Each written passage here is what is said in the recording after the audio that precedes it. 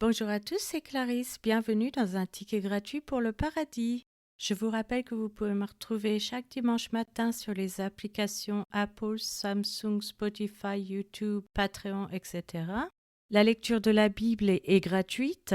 Je vous invite à vous abonner pour avoir accès à l'étude du passage et à des bonus.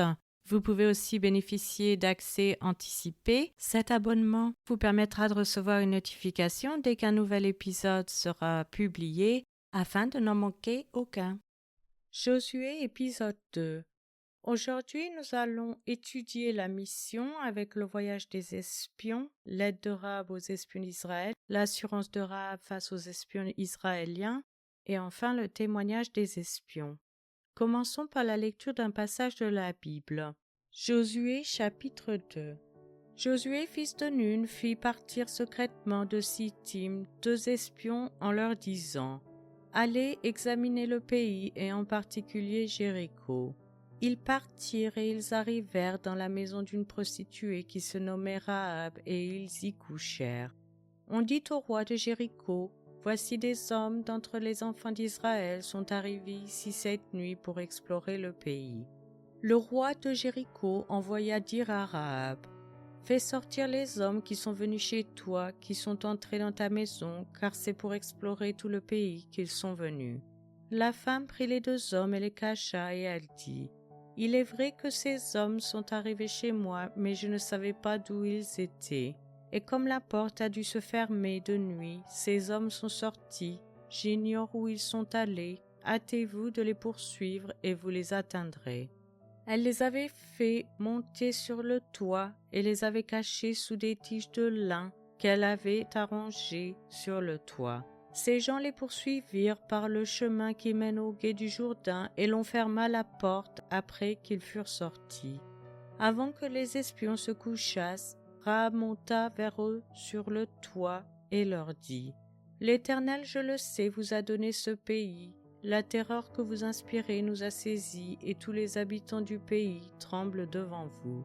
Car nous avons appris comment, à votre sortie d'Égypte, l'Éternel a mis à sec devant vous les eaux de la mer Rouge et comment vous avez traité les 2 rois des Amoréens au-delà du Jourdain, Sihon et Og, que vous avez dévoués par interdit.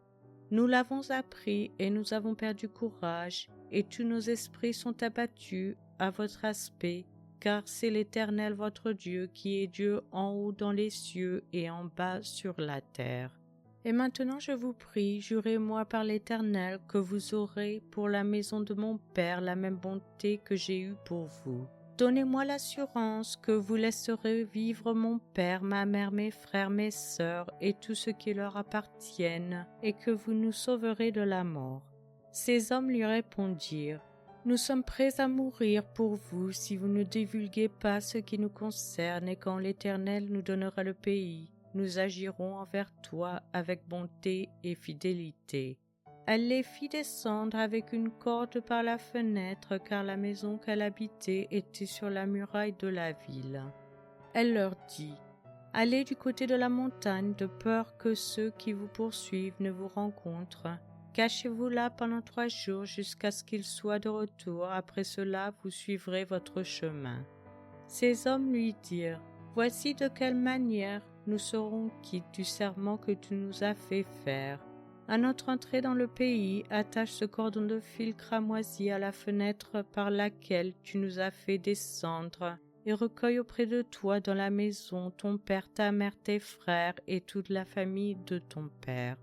Si quelqu'un d'eux sort de la porte de ta maison pour aller dehors, son sang retombera sur sa tête, et nous en serons innocents. Mais si on met la main sur l'un quelconque de ceux qui seront avec toi dans la maison, son sang retombera sur notre tête.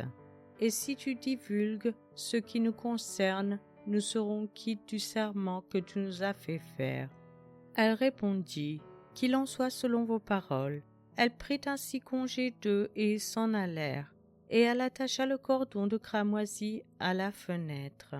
Ils partirent et arrivèrent à la montagne où ils restèrent 3 jours, jusqu'à ce que ceux qui les poursuivaient fussent de retour. Ceux qui les poursuivaient les cherchèrent par tout le chemin, mais ils ne les trouvèrent pas. Les deux hommes se retournèrent, descendirent de la montagne et passèrent le Jourdain. Ils vinrent auprès de Josué, fils de Nun, et lui racontèrent tout ce qui leur était arrivé.